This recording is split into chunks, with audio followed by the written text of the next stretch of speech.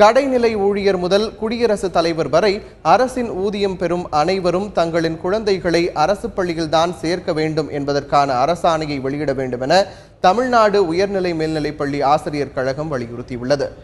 ஆசிரியர் சங்கங்களை ஏன் தடை செய்யக்கூடாது என நீதிபதி கிருபாகரன் கேள்வி எழுப்பியது அரசியலமைப்பு சட்டம் தந்துள்ள அனுமதிக்கு எதிரானது என்று சென்னையில் செய்தியாளர்களிடம் பேசிய அதன் தலைவர் மாயவன் தெரிவித்துள்ளார். அரசாங்கத்திடமிருந்து ஊதியம் பெறக்கூடிய அத்தனை பேரும் ஜனாதிபதியிலிருந்து பிரதம அமைச்சரிலிருந்து எம்எல்ஏக்களிலிருந்து எம்பிக்களிலிருந்து IAS அதிகாரிகளிலிருந்து கலெக்டரிலிருந்து போலீஸ் அதிகாரிகளிலிருந்து அமைச்சரிலிருந்து அத்தனை பேரும் அரசிடம் கை நீட்டி சம்பளம் வாங்கக்கூடியவர்கள் தான். இவர்கள் தங்களுடைய குழந்தைகள் ஆசிரியர்கள் உட்பட இவர்கள் அத்தனை பேரும் தங்களுடைய குழந்தைகளை அரசு பள்ளிகளில் தான் சேர்க்க வேண்டும் என்ற அரசு ஆணையை உடனடியாக தமிழக அரசு பிறப்பிக்க வேண்டும்.